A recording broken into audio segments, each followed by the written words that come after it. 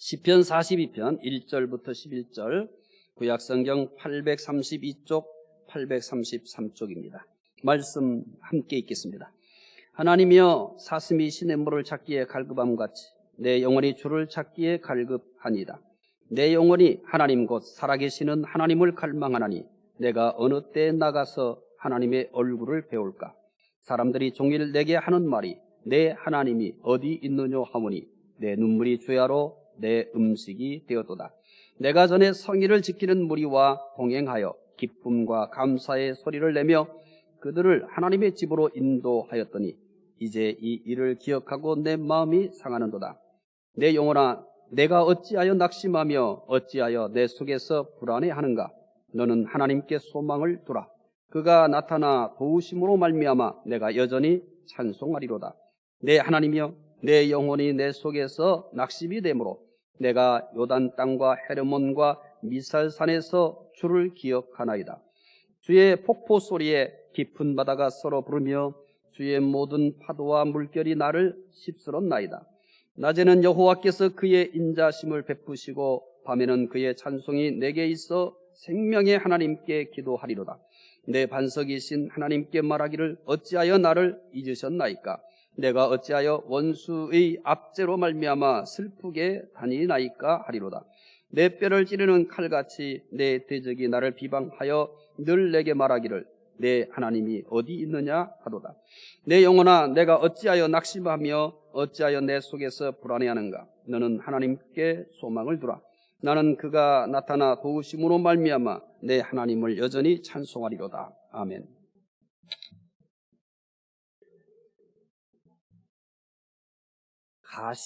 가시나무새라는 얘기를 들어보신 적이 있을 것입니다. 가시나무새는 고대 켈트족의 전설입니다. 사진에 나오는 새가 이제 그 전설의 새는 아닙니다. 참고 사진일 뿐입니다. 가시나무새는 일생에 딱 한 번만 운다는 전설의 새입니다. 가시나무새는 태어나자마자 가시나무를 찾아 헤맵니다. 가시나무를 발견하면 가시나무의 가시에 찔려 피를 흘리는 고통을 초월해요 하늘이 감동하여 미소 짓는 천상의 리듬으로 아름다운 노래를 하며 죽어갑니다. 가시나무새의 저자 콜린 맥켈로우는 찔려 죽을 것을 알면서도 왜 가시나무새가 날카로운 가시를 찾아 헤맬까는 의문에 대해서 다음과 같이 말을 합니다. 그것이 인생이지요.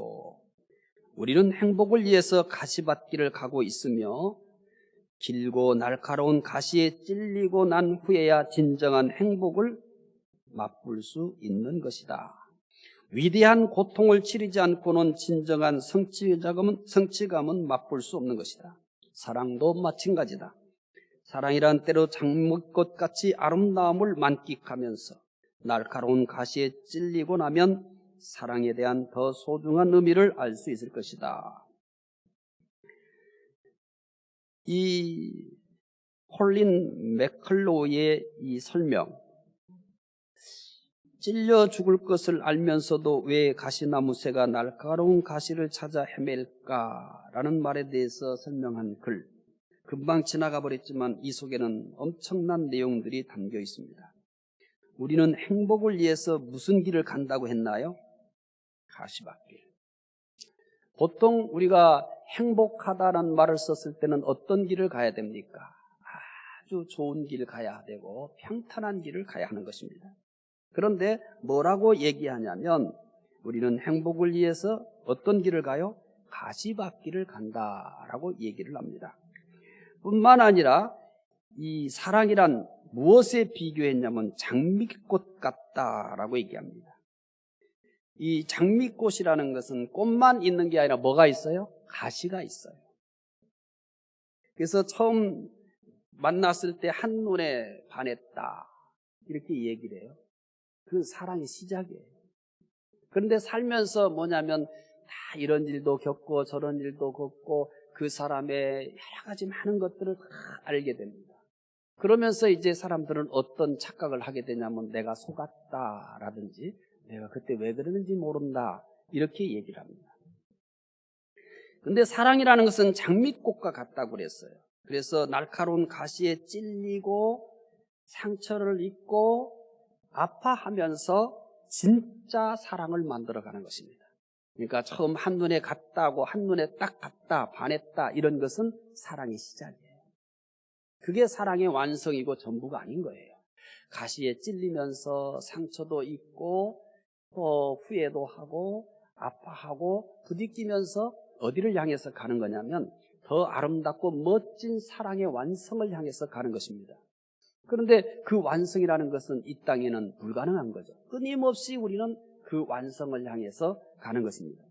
사람들은 사랑에 대해서 잘 모르기 때문에 내가 속았다, 내가 잘못 봤다, 내가 잘못 선택했다라는 생각의 지배 속에서 어쩔 수 없이 산다면 나머지 인생은 그야말로 불행이라는 지옥에 갇혀 사는 것입니다. 그런데 처음 만났을 때 그 사랑이 모든 것이라고 한다면 이 세상에 행복한 사람은 아무도 없을 것입니다.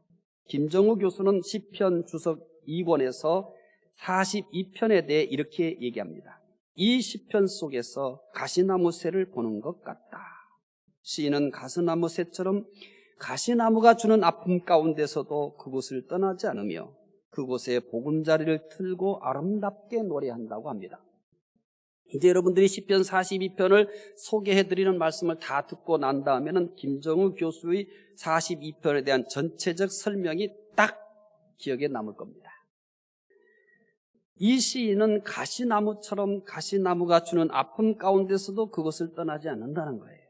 오히려 그곳에 보금자를 틀고 아름답게 노래한다. 그것이 바로 시편 42편이라는 겁니다. 이 시편 42편의 저자는 고라자손입니다. 그런데 하나님 때문에 상처를 입고 하나님 때문에 많이 힘들어합니다. 그러면서도 그 자리, 가시가 나를 찌르는 그 가시나무와 같은 그 자리에서 그것에 찔리고 하나님 때문에 가시에 찔리고 하나님 때문에 상처를 입고 하나님 때문에 피를 흘리고 하나님 때문에 매우 힘들어하지만 그것을 훌쩍 날개짓에서 떠나는 게 아니라 오히려 거기에다가 보금자리를 틀고 거기에서 부르는 노래가 42편이라는 겁니다. 저는 시편 42편의 이 설명에 대한 관련된 책들을 읽을 수 있는 것은 대부분이 다 읽어봤습니다. 그런데 제 개인적인 소견이에요. 이 김정우 교수가 42편에 대해서 한마디로 이렇게 설명한 것보다 탁월한 설명, 또 지워지지 않도록 이미지화한 설명은 없는 것 같습니다. 마틴은 이렇게 얘기합니다. 이 시편보다 인간의 아픔을 고통스럽게 표현한 시편은 없다라고 합니다.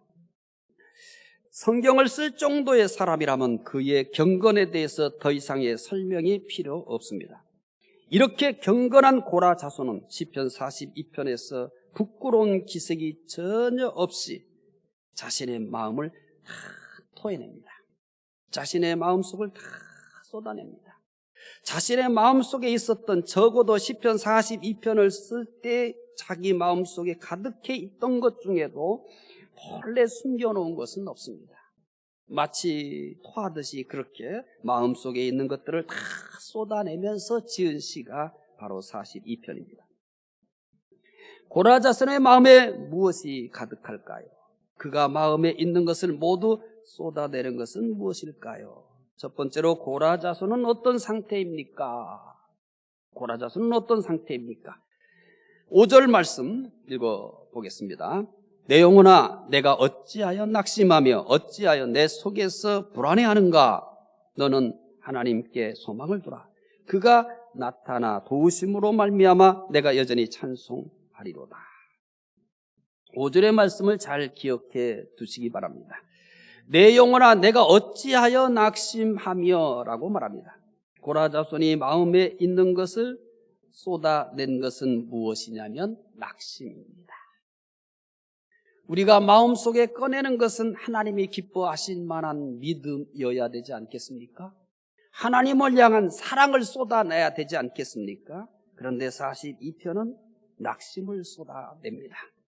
그것도 언제든지 쉽게 이길 수 있는 낙심이 아닙니다. 왜냐하면 그는 계속해서 자신의 낙심에 대해서 말하고 있기 때문입니다. 이제 11절을 읽겠습니다.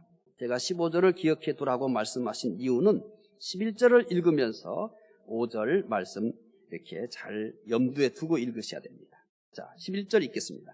내 영혼아, 내가 어찌하여 낙심하며 어찌하여 내 속에서 불안해하는가? 너는 하나님께 소망을 두라. 나는 그가 나타나 도우심으로 말미암아 내 하나님을 여전히 찬송하리로다. 제가 왜 5절을 염두에 두라고 말씀을 했는지 눈치를 채셨을 겁니까? 채셨을 겁니다. 5절과 11절의 내용은 거의 똑같습니다. 고라자서는 이 시의 마지막 절에서까지 내 영혼아 내가 어찌하여 낙심하며 라고 말합니다. 바로 11절은 마지막 절입니다. 그런데 마지막 절인데 5절 내용과 거의 똑같습니다. 고라자서는 낙심의 포로가 되어버렸습니다. 낙심이 그를 마음대로 움직이고 있는 겁니다. 낙심이 마치 주인이듯이 고라자손을 지배하고 있습니다. 그의 낙심은 더 심각해집니다. 6절 읽겠습니다. 함께 읽겠습니다. 내 하나님이여 내 영혼이 내 속에서 낙심이 되므로 내가 요단 땅과 헤르몬과 미살산에서 주를 기억하나이다. 고라자손은 5절과 11절에서는 자신에게 어찌하여 낙심하느냐라고 합니다. 5절과 11절의 내용의 특징이 뭐냐면 자신에 대해서 어찌하여 낙심하느냐 이렇게 하는 거예요. 그런데 6절에서 똑같은 것 같지만 6절에서는 내 하나님이여 내 영혼이 내 속에서 낙심이 되므로 라고 말합니다. 누구에게? 하나님에게. 5절과 11절은 자기 자신에 대해서 어찌하여 낙심하느냐 이렇게 하고 있다면 6절은 하나님을 향하여 하나님이여 내 영혼이 내게서 낙심이 됩니다 라고 합니다. 현재 고라자서는 자신의 힘으로 벗어날 수 없을 만큼 낙심의 깊은 수렁에 빠졌습니다. 그는 움직일수록 더 깊은 낙심 속으로 빠져들어갑니다. 낙심에서 어떻게 해보려고 할수록 더 낙심 속으로 깊이 빠져들어가는 것을 본인이 느꼈을 것입니다. 그래서 하나님께서 자신의 낙심을 호소합니다. 고라자손의 낙심이 얼마나 심각한가를 다른 표현을 통해서 확인할 겁니다. 시편 42편 3절에는 이렇게 표현합니다. 내 눈물이 주야로 음식이 되었도다. 내 눈물이 주야로 음식이 되었도다. 이런 표현도 다 뭐에 대한 것에 대해 연장선이냐면 지금 시편 42편을 지은 분이 낙심하고 있는 것에 대한 다른 표현이에요. 4절에서 또 이렇게 얘기합니다. 내 마음이 상하는도다.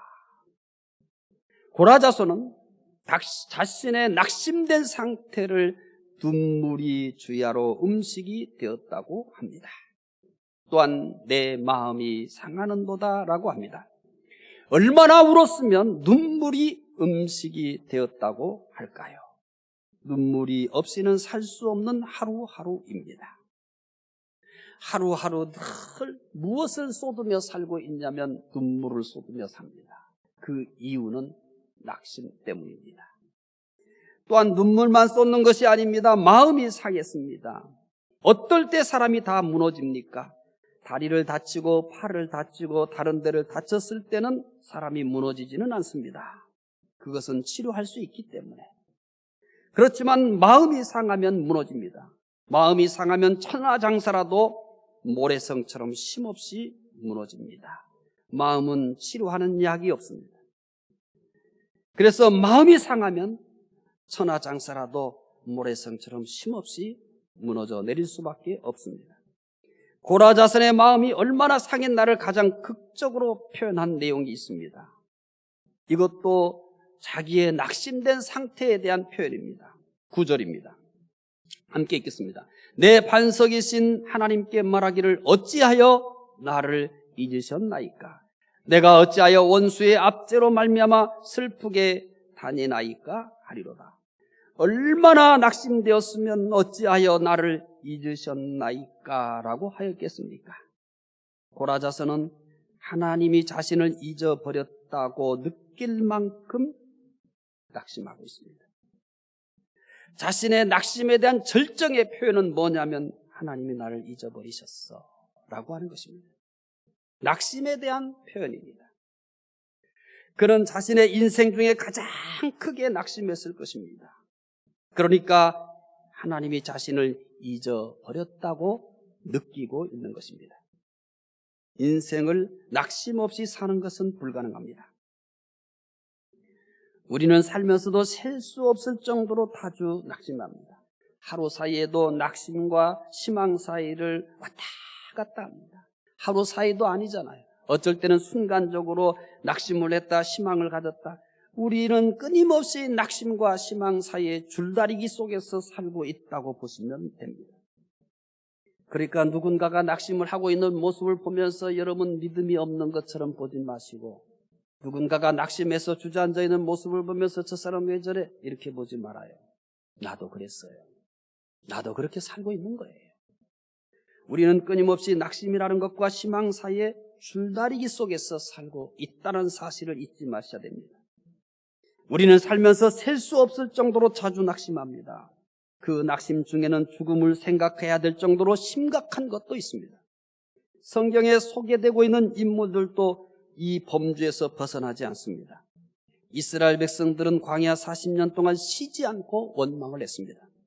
하루는 이스라엘 백성들이 고기가 없다고 다시 원망을 시작했습니다. 모세는 이스라엘 백성들이 고기가 없다고 원망하자 무너져버리고 말았습니다. 잘 참았는데 더 이상 고기가 없다고 원망하는 이스라엘 백성들의 모습을 보고는 더 이상 자신의 마음을 지탱할 수가 없었습니다. 낙심이 몰려온 겁니다. 그래서 모세는 기가 막힌 기도를 합니다. 내게 은혜를 베푸사 즉시 나를 죽여 내가 고난당함을 내가 보지 않게 하옵소서. 이게 그때 모세가 기도한 내용입니다. 나에게 은혜를 베푸셔서, 그때에 모세가 생각했던 가장 큰 은혜는, 그때 모세가 느꼈던 가장 큰 은혜는 하나님이 내게 은혜를 주셔서 즉시 나를 죽여 내가 고난당함을 더 이상 보지 않게 해주십시오라고 했습니다. 모세가 얼마나 낙심이 되었으면 자신에게 은혜를 베풀어서 죽여달라고 하였겠습니까?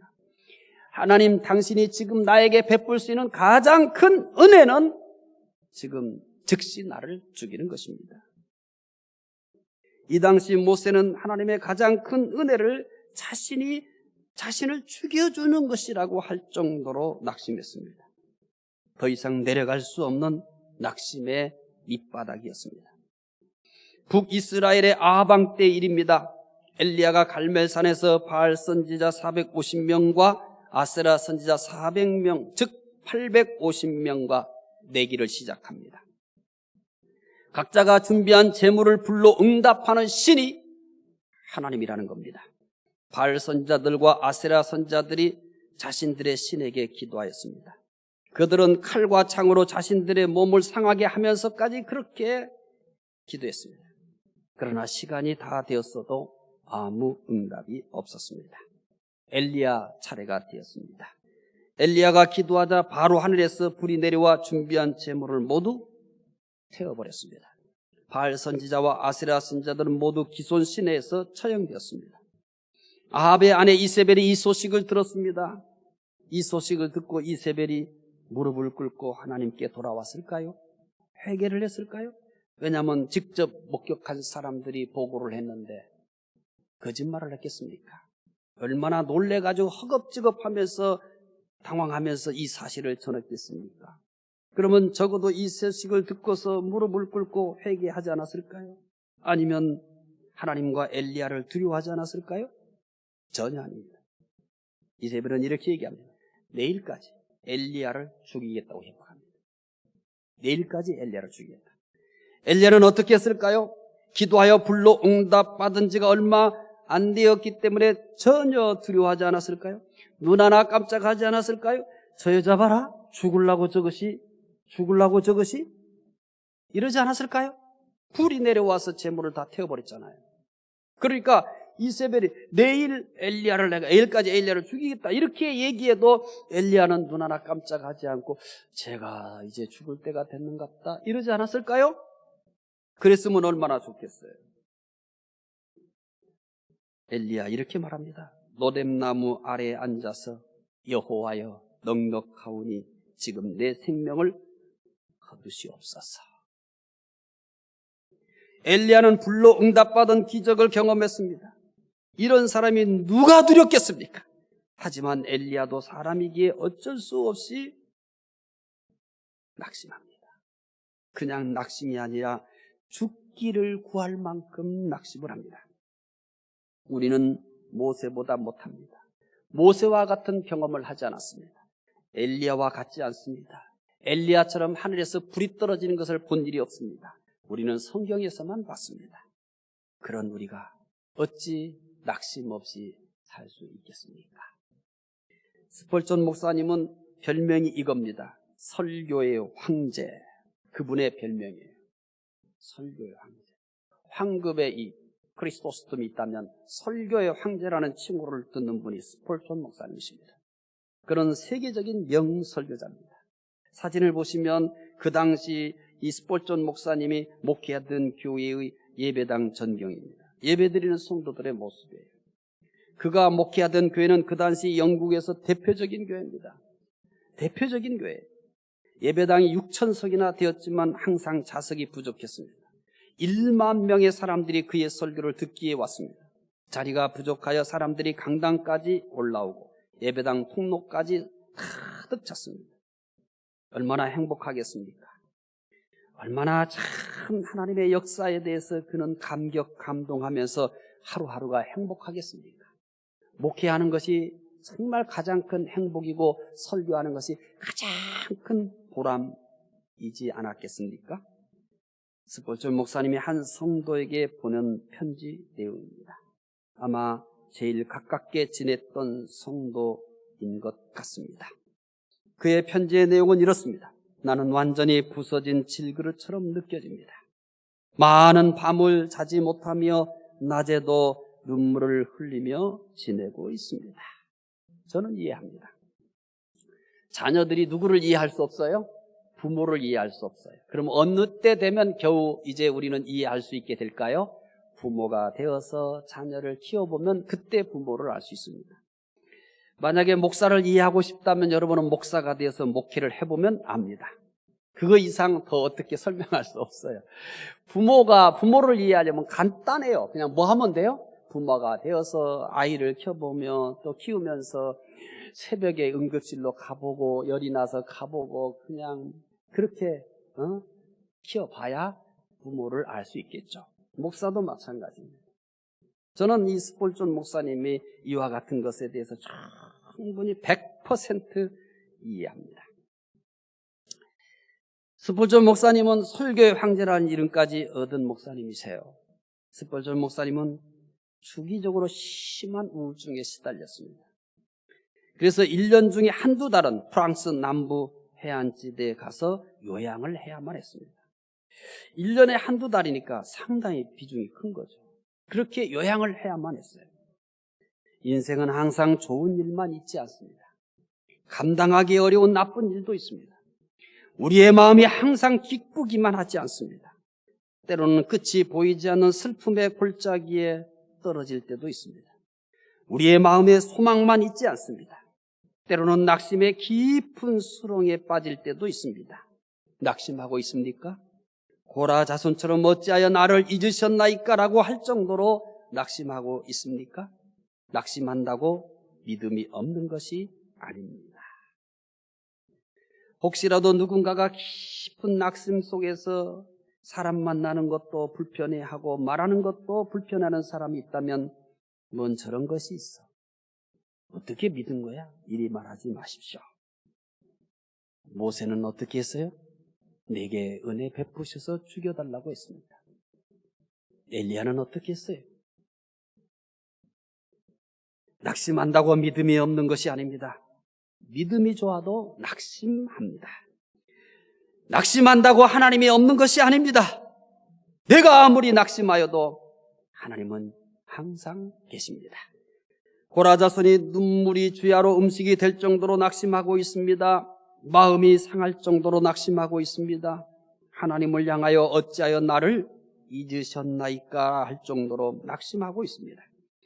고라 자손이 낙심하는 이유가 무엇일까요? 자신의 소원을 이루어 자신의 소원이 이루어지지 않아서 낙심합니까? 질병 때문에 낙심합니까? 두 번째, 고라자손이 낙심하는 이유는 무엇입니까? 3절 읽겠습니다.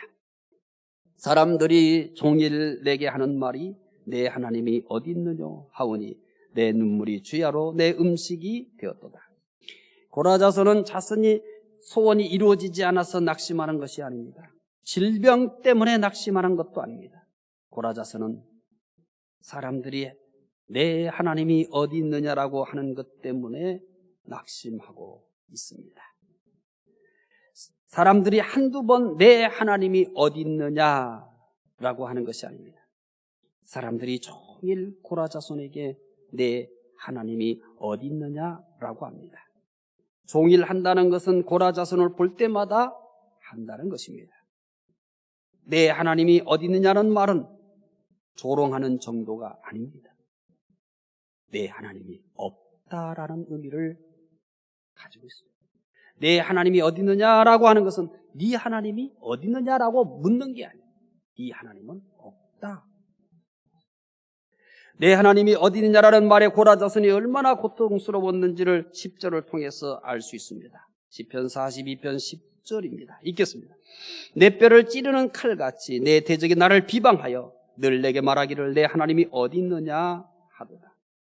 사람들이 내 하나님이 어디 있느냐라고 하는 말은 고라자손에게 칼로 뼈를 찌르는 것처럼 아팠습니다.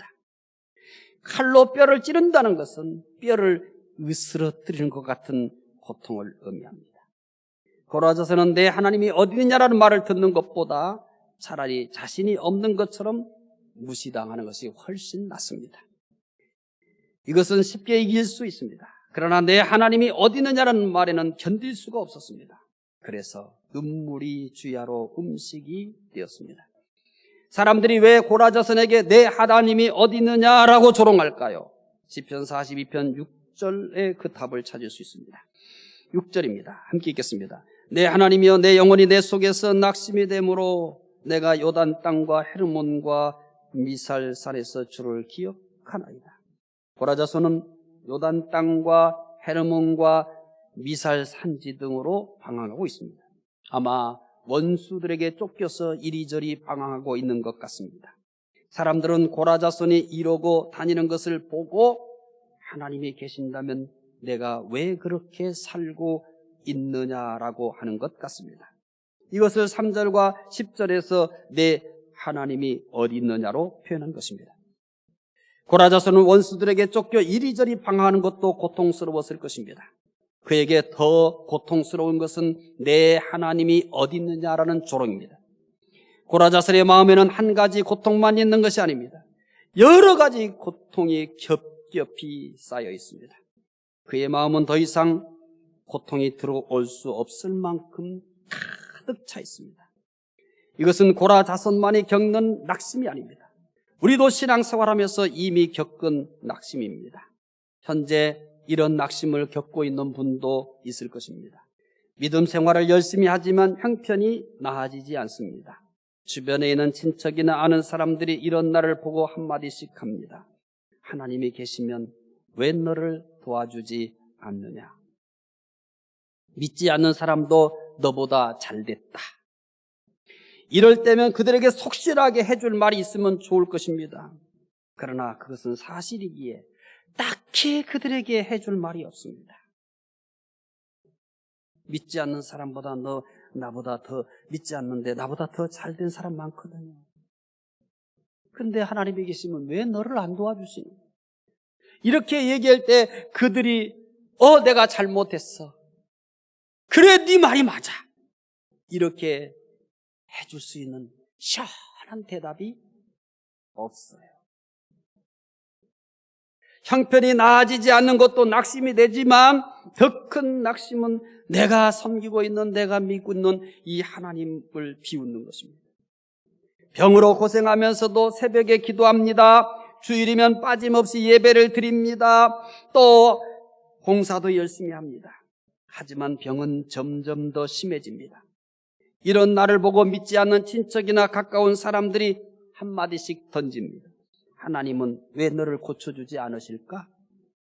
하나님은 왜 너의 기도를 들어주시지 않을까? 하나님은 계실까? 우리의 어려운 형편도 낙심이 됩니다.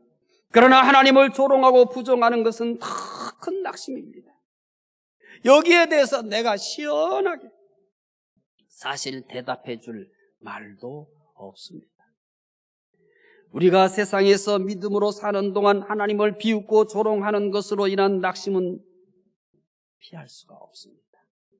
왜냐하면 그들이 그렇게 비웃고 조롱할 때 내가 하는 말을 듣고 바로 미안하다고, 네가 믿는 하나님은 진짜 하나님이라고, 나도 이제부터 하나님을 믿겠다고 이렇게 시원하게 대답해 줄 수 있는 말이 없기에 더 낙심은 커집니다. 고라 자손이 낙심하는 이유는 고라 자손이 겪고 있는 어려움을 보고 사람들이 내 하나님이 어디 있느냐라고 조롱하기 때문입니다. 세 번째로 고라 자손은 낙심을 어떻게 이깁니까? 이제 우리는 이 문제를 해결해야 합니다. 1절 말씀 읽겠습니다. 하나님이여 사슴이 시냇물을 찾기에 갈급함같이 내 영혼이 주를 찾기에 갈급합니다. 고라 자손은 하나님을 찾습니다. 고라 자손이 하나님을 찾는 것은 습관에 의한 것이 아닙니다. 의무에 의한 것도 아닙니다. 학습에 의한 것도 아닙니다. 고라 자손은 목마른 사슴이 헐떡이면서 물을 찾는 것처럼 하나님을 애타게 찾습니다. 습관에 의해서 하나님을 찾고 있는 게 아니에요. 의무에 의해서 하나님을 찾고 있는 게 아니에요. 학습에 의해서 하나님을 찾고 있는 게 아니에요.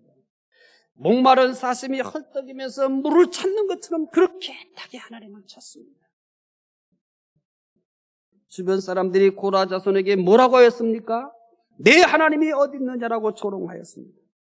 이 말은 어려운 처지에 있는 고라 자손을 다 고통스럽게 만들었습니다. 그러나 고라 자손은 이 말을 듣고도 오히려 하나님을 더 간절하게 찾았습니다. 그의 눈에는 하나님밖에 보이지 않았습니다. 다른 것은 보이지 않았습니다. 하나님만이 전부였습니다. 또 2절을 읽어보겠습니다. 함께 읽겠습니다. 내 영혼이 하나님 곧 살아계시는 하나님을 갈망하나니 내가 어느 때에 나가서 하나님의 얼굴을 배울까? 고라 자손은 2절에서도 살아계신 하나님을 갈망하나니 하면서 하나님만을 찾습니다. 여기에 갈망하다는 목말라 하다는 뜻입니다. 하나님에 대해서 목마르다는 것입니다. 하나님을 애타게 찾는 것을 표현하고 있습니다. 고라 자손은 하나님을 간절히 찾음으로 낙심을 이기고 있습니다. 가시나무 새가 그 가시에 찢겼으면서도 거기에 하늘이 감동하는 아름다운 노래를 부르면서 그 자리를 떠나지 않는 것처럼 지금 고라 자손은 하나님 때문에 가시에 찔렸습니다.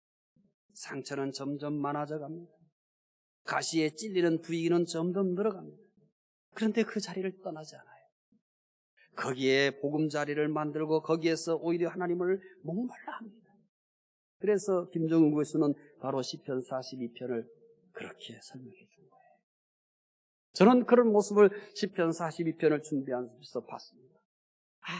이 고라 자손은 하나님 때문에 가시에 찔렸는데도 불구하고 그 길을 훌쩍 날아가 버리지도 않고 더 찔리면서 더 피를 흘리면서 더 상처를 입으면서도 거기에 보금자리를 만들고 하나님을 향해서 노래하고 있는 겁니다. 1절과 2절만으로도 고라 자손이 낙심 가운데서 하나님을 얼마나 간절하게 찾는지 충분히 알 수 있습니다. 그러나 그는 1절과 2절의 표현만으로 간절하게 하나님을 찾는 심정을 다 표현하지 못한 것처럼 계속해서 하나님을 찾습니다. 이제 5절을 읽어보겠습니다. 내 영혼아 내가 어찌하여 낙심하며 어찌하여 내 속에서 불안해하는가? 너는 하나님께 소망을 둬라. 그가 나타나 도우심으로 말미암아 내가 여전히 찬송하리로다. 너는 하나님께 소망을 둬라. 지금 하나님께 소망을 둘 때입니까? 하나님이 나를 잊어버린 것 같은 그런 절망적인 낙심 속에 빠져있는데 하나님께 소망을 두라고요? 얼른 힘을 내서 날개짓해서 떠나버려야지.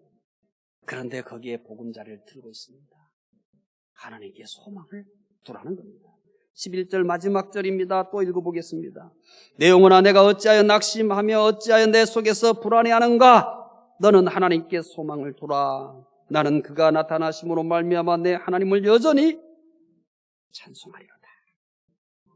1절과 2절에서는 하나님을 찾는다는 표현을 하다가 5절과 11절에서는 하나님께 소망을 두라고 표현합니다. 하나님을 애타게 찾는 고라자손의 마음을 이렇게 표현하고 있습니다. 8절에서는 또 다른 표현을 써요. 이것도 역시 하나님을 찾는 것의 일환입니다. 42편 8절을 읽어보겠습니다. 낮에는 여호와께서 그의 인자하심을 베푸시고 밤에는 그의 찬송이 내게 있어 생명의 하나님께 기도하리로다. 8절에서는 하나님께 기도하리로다라고 했습니다. 사람들이 내 하나님이 어디 있느냐라고 조롱하는데도 고라자스는 당당하게 하나님께 기도합니다. 하나님을 애타게 찾는 것을 8절에서는 기도한다라고 표현했습니다. 고라자스는 하나님을 찾는 모습을 종합적으로 이제 정리해서 소개해드리면 이렇습니다. 1절과 2절에서는 하나님을 애타게 찾는다고 합니다.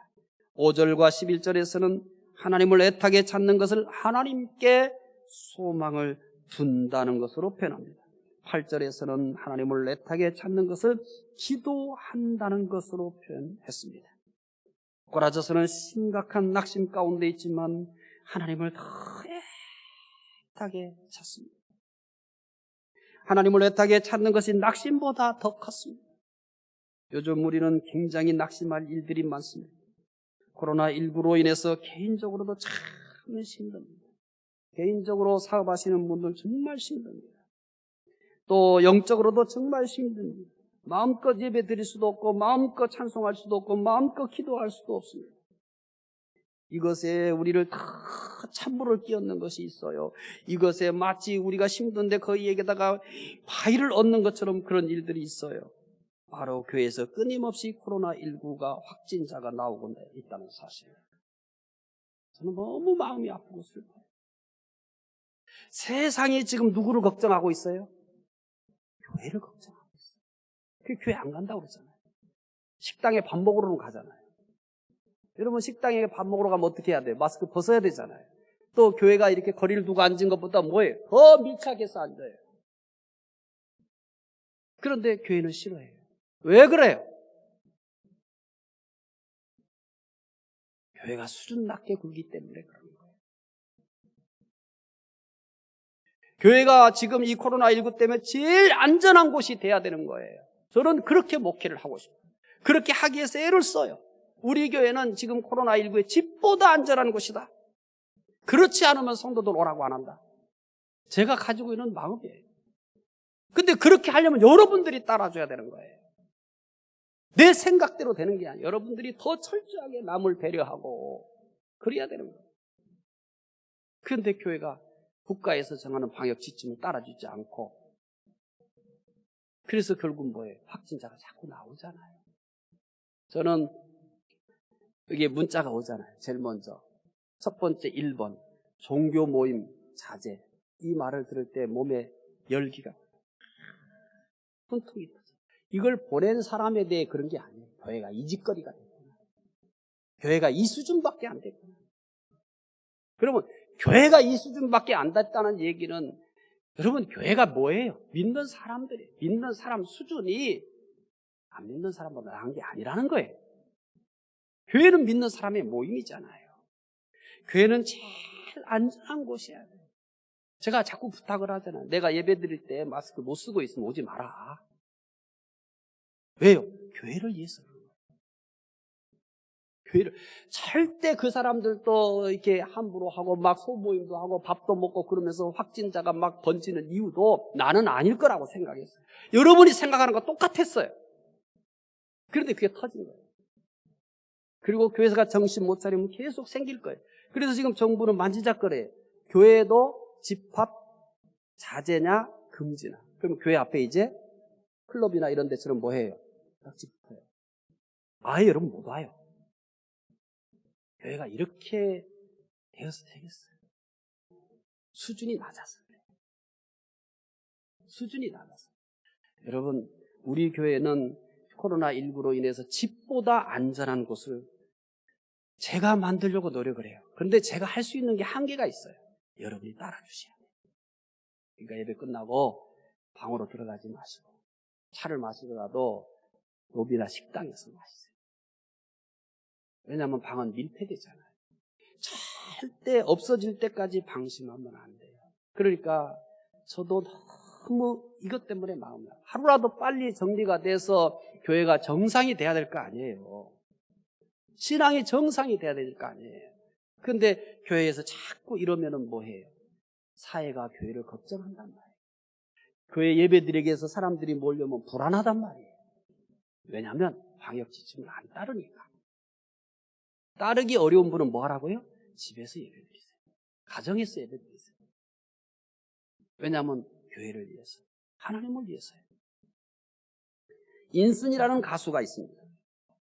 인순이는 호녀라고 태어났습니다. 화면에 잘 보시면 여러분들이 더 잘 알 거예요. 어릴 때부터 주위 사람들에게 놀림과 차별을 받으며 자랐다고 합니다. 그녀는 오랜 시간 방황하며 살았다고 합니다. 방황하고 살다가 하나님을 발견하고 새로운 인생을 살았다고 합니다. 그녀는 간증을 노래로 부르기 시작했습니다. 그 중에 하나가 내 눈을 뜨게 하소서라고 하는 노래입니다. 시간 이제 말씀을 준비하면서 사실은 이 노래를 들려주고 싶었는데 말씀의 분량이 많아가지고 그렇게 하지 않기로 했습니다. 집에 가셔서 여러분 얼마든지 검색하면 이 노래를 들을 수 있어요. 그러면 또 오늘 소개해드린 거기 때문에 또 말씀을 생각하면서 도움이 될 수도 있습니다. 제가 가사만 읽어드리겠습니다. 내 눈을 뜨게 하소서. 어두운 세상 속에 내 영혼 방황하네. 재중에 태어나서 주 모르고 살아왔네. 앞 못 보는 내 두 눈을 뜨게 하옵소서.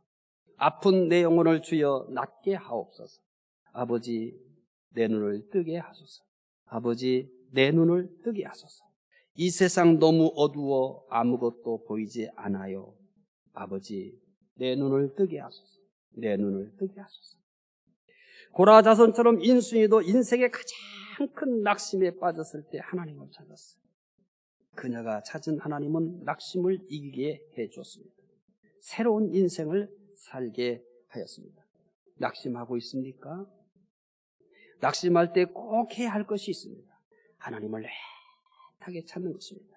하나님에 대해서 목말라 하는 것입니다. 하나님을 찾는 것이 낙심을 이기는 가장 큰 힘입니다. 고라자손이 낙심합니다. 사람들이 내 하나님이 어디 있느냐고 조롱하기 때문입니다. 고라자손이 낙심할 때 하나님만 찾았습니다. 네 번째, 고라자손이 낙심할 때 하나님만 찾는 이유가 무엇입니까? 이제 고라자손이 낙심할 때 하나님만 찾는 이유를 소개해드리겠습니다. 2절을 읽겠습니다. 내 영혼이 하나님과 살아계시는 하나님을 갈망하나니 내가 어느 때 나가서 하나님의 얼굴을 배울까? 고라자손은 찾는 하나님은 어떤 하나님이십니까? 고라자손이 찾는 하나님은 살아계신 하나님이십니다. 고라자손이 하나님만 찾는 이유는 하나님께서 살아계신 하나님이기 때문에 내 하나님이 어딨냐라고 비웃고 조롱하잖아요. 거기에 대해서 마치 반항하듯이 살아계신 하나님이라고 합니다. 하나님은 하늘에만 계시는 분이 아닙니다. 하나님은 성경 속에만 계시는 분이 아닙니다. 하나님은 예배 드릴 때만 계시는 분이 아닙니다. 하나님은 지금 여기에 살아계십니다. 하나님은 지금 여기에 살아계시기 때문에 고라자손이 낙심에 빠졌으면서도 하나님만 찾습니다. 하나님은 지금 여기에 살아계시는 것이 전부가 아닙니다. 42편 8절에 이렇게 또 고백합니다. 함께 읽겠습니다. 낮에는 여호와께서 그의 인자심을 베푸시고 밤에는 그의 찬송이 내게 있어 생명의 하나님께 기도하리로다. 하나님은 살아계시는 하나님이십니다. 그런데 하나님은 살아계시기만 하지 않습니다. 생명을 주시는 하나님이십니다. 이런 의미로 8절에서 생명의 하나님이라고 합니다. 고라자손이 찾는 하나님은 살아계신 하나님이시며 생명을 주시는 하나님이십니다. 고라자손이 하나님만 찾는 이유는 하나님께서 살아계시면서 생명을 주시기 때문입니다. 하나님은 우리에게도 살아계시는 하나님이십니다. 하나님은 우리에게도 지금 여기에 살아계십니다. 하나님은 우리에게도 살아계셔서 생명을 주십니다. 낙심 가운데 있습니까? 하나님을 찾으시기 바랍니다. 하나님은 지금 여기에 살아계십니다. 하나님은 우리에게도 생명을 주십니다. 실제로 고라져서는 어떤 상태입니까? 고라져서는 낙심하고 있습니다. 눈물이 주야로 음식이 될 정도로 낙심하고 있습니다. 마음이 상할 정도로 낙심하고 있습니다. 하나님을 향해 어찌하여 나를 잊으셨나이까라고 할 정도로 낙심하고 있습니다. 두 번째로 고라자손이 낙심하는 이유가 무엇입니까? 고라자손이 겪고 있는 어려움을 보고 사람들이 내 하나님이 어딨냐라고 조롱하기 때문입니다. 세 번째로 고라자손은 낙심을 어떻게 이깁니까? 고라자손은 낙심할 때 하나님만 찾았습니다. 네 번째, 고라자손이 낙심할 때 하나님만 찾은 이유가 무엇입니까? 하나님은 살아계시기 때문입니다. 또한 생명을 주시는 하나님이시기 때문입니다.